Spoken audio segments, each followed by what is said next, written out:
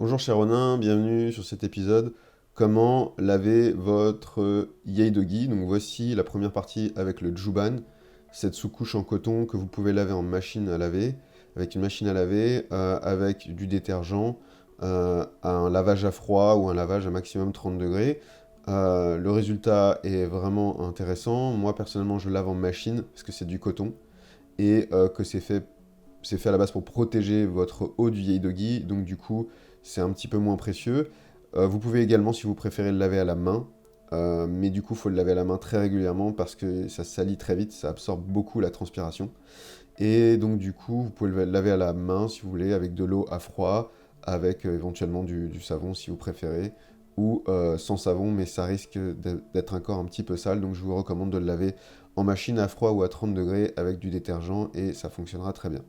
Ça, c'est donc la, la préparation pour laver à froid à la main sans détergent, à l'eau froide, le Hakama et le Yeidogi top. Donc le haut du Yeidogi. On commence par le Hakama. Donc ça, c'est un Hakama et un Yeidogi Tozando qui coûte un peu cher. Il coûte quand même 300 euros, autour des 300 euros avec la ceinture, le Hakama, donc le Hobby, le Hakama et le Yeidogi, le haut, le top. Et donc du coup, on va retirer l'eau, donc avec ce lavage à la main, 5-6 fois. Donc du coup, on va l'immerger et puis retirer l'eau 5-6 fois.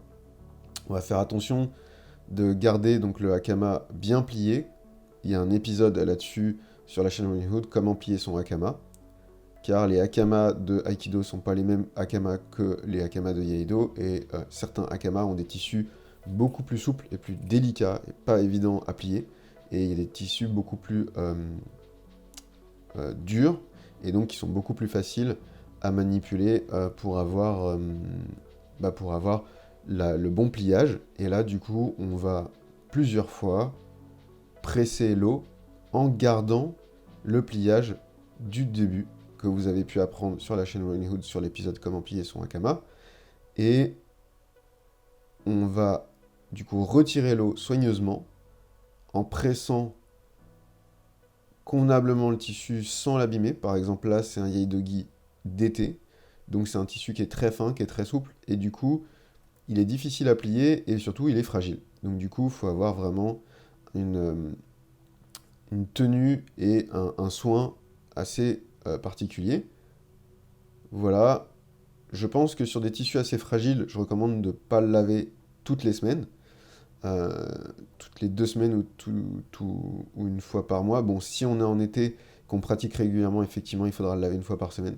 Mais j'ai observé que les tissus qui sont fins sont vraiment fragiles, donc il faut effectivement, sur cette gamme de prix-là, il faut faire attention. Là, on a fini les 5-6 process de trempage puis essorage à la main. Et on va vérifier que tout est en bon ordre, en bonne place, en ce qui concerne les nœuds et le pliage. Et à partir de là, on va mettre le hakama dans un filet à linge pour machine. Voilà, et soigneusement le fermer. On a fait la même chose avec le haut du Yeidogi, donc kimono du Yeidogi, et on l'a plié soigneusement avant le trempage et essorage à la main et après, et on l'a mis dans un filet. Là, on va donc le mettre dans la machine à laver, le hakama en même temps que le haut du Yeidogi, ou séparément, comme vous préférez. Et on va faire un essorage avec la vitesse maximum, donc 1400 tours. Absolument pas d'eau, il faut vraiment pas qu'il y ait de processus lié à l'eau dans la machine, donc c'est que un essorage, et pas un rinçage-essorage. Et là, avec cet essorage qu'on va faire en machine, qui va durer environ 13-15 minutes, on va retirer l'excédent d'eau qu'il y avait dans le hakama et sur le haut du Yeidogi. Donc vous pouvez faire les deux séparément ou en même temps, ça va chiffonner, forcément tout va bouger à l'intérieur, c'est impossible autrement, mais c'est pas grave. On a maintenu le plus longtemps possible les pliages sur les hakama et sur le haut du Yeidogi. Maintenant, on va passer à... On va étendre donc le haut du Yeidogi sur un cintre pour manches longues, vendu par Tosando, qui est très très pratique et indispensable. Je vous conseille d'en acheter au moins 2. Et pareil pour le hakama, le cintre pour sécher le hakama est vraiment indispensable. Même quand je suis parti en Corée ou en Japon, il fait tellement chaud qu'en fait on est obligé de laver une fois par jour ou tous les 2 jours le Yaedogi, et on est obligé, quoi qu'il arrive, même quand on le lave pas, de l'étendre pour qu'il sèche pour évacuer la transpiration. Que ce soit pour le juban, le haut du Yaedogi ou l'étendoir, le sèche hakama. Donc j'étais obligé d'emporter tout ça au Japon et en Corée. Donc c'est indispensable où qu'on soit pour pratiquer, quoi qu'il arrive, après la pratique, même si on ne lave pas son haut et son hakama ou son juban, on est obligé de les étendre. Voilà. Donc là, on a étendu le juban et le haut du Yaedogi. Donc j'ai improvisé pour le juban parce que j'ai pas de deuxième, mais je dois acheter un deuxième cintre pour manches longues, donc pour juban et Yaedogi. Et là, je vais m'attaquer au hakama. Donc le hakama arrive tout chiffonné, c'est pas grave.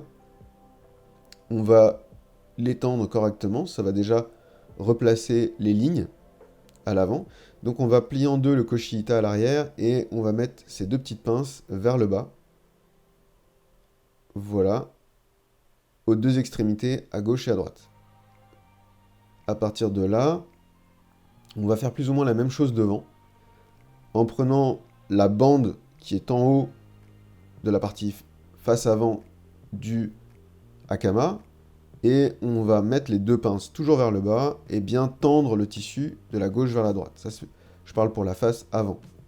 Et à partir de là, on va avoir un bon équilibre entre l'arrière et l'avant, où les 2 seront au même niveau. Et donc, du coup, ça va pas... Sur les côtés, vous avez 2 petites encoches, et elles ne seront pas froissées, et elles seront pas étirées. Donc là, je suis bien sur la partie avant. Je remets convenablement la pince bien à l'extrémité sur la partie la plus épaisse. Donc de la partie avant de la bande traversante qui permet de nouer le hakama. Et c'est bien tendu, c'est bien aligné, au même niveau que le koshihita. Donc c'est tout pour aujourd'hui. Je vous remercie d'avoir regardé cet épisode. Je vous souhaite de rester concentré, l'esprit aiguisé et le corps en bonne santé. Et je vous dis à très bientôt pour un nouvel épisode sur la chaîne Running Hood.